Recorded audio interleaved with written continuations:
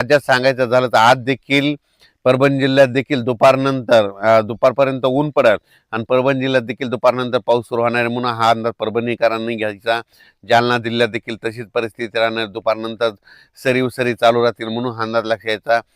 त्याच्यानंतर संभाजीनगरकडे देखील सरी चालू राहतील म्हणून हा अंदाज लक्षात घ्यायचा। बीड जिल्ह्यात देखील सरी राहतील म्हणून अंदाज लक्षात घ्यायचा। लातूर जिल्ह्यात देखील सरी चालूच राहतील म्हणून हा अंदाज लक्षात घ्यायचा। नांदेडकडे देखील सरी चालूच राहतील। नांदेड जिल्हा जरा नांदेड, धर्माबाद, बिलोली, तेलंगणा, डोंगळी तहसील त्या परिसरामध्ये थोडा जास्त पाऊस असणार आहे म्हणून त्यांनी अंदाज लक्षात घ्यायचा। त्याच्यानंतर इकडं यवतमाळ जिल्ह्यात देखील सरी चालू राहतील। हिंगोली जिल्ह्यात देखील सरी चालू राहतील। वाशिम जिल्ह्यात देखील सरी चालूच राहतील म्हणून हा अंदाज लक्षात घ्यायचा। आणखीन जवळपास सांगायचं झालं तर 3 दिवस म्हणजे आजचं 5 ऑगस्ट, 6 आणि 7 ऑगस्ट 3 दिवस असाच विखुरलेल्या स्वरूपाचा पाऊस पडणार आहे। सर्वदूर नसणारे अर्ध्या घंटाचा, 10 मिनिटाचा, 5 मिनिटाचा अशा सरी येऊन जातील म्हणून हा अंदाज लक्षात घ्यायचा। म्हणजे रत्नागिरी रायगडपासून ते पालघर इकडं नाशिकपर्यंत त्या पट्ट्यात मात्र आज पाऊस परत पुन्हा जास्त सक्रिय होणार आहे म्हणून हा अंदाज लक्षात घ्यायचा। महाबळेश्वरला पाऊस सुरू होईल, पुण्याकडे देखील रिमझिम पाऊस सुरू होईल।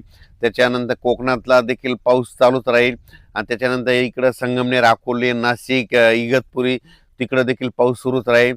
त्याच्यामुळे काय होईल, नंदुरबार जिल्हा, धुळे जिल्हा, जळगाव जिल्हा तिकडं रिमझिम पाऊस सुरू राहील, सरी येतील म्हणून हा अंदाज लक्षात घ्यायचा।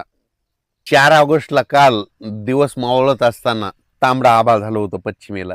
ज्या ठिकाणी झालं ना तिथं 72 घंट्यात त्या ठिकाणी वरुणराजे हजेरी लावणं हे वाटल्यास निसर्गाचं कारण हे लक्षात ठेवा।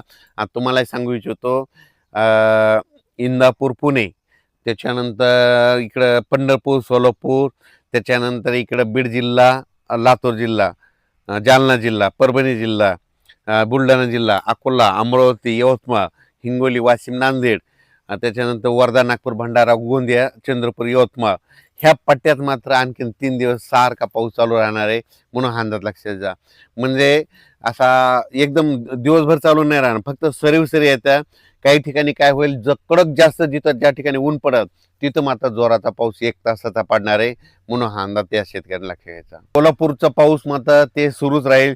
कर्नाटक देखील काय होईल, सरी पाऊस सुरू राहणार आहे आणि तेलंगणात देखील मात्र थोडासा जास्त पाऊस असणार आहे म्हणून तेलंगणातल्या शेतकऱ्यांनी अंदाज लक्षात घ्यायचा।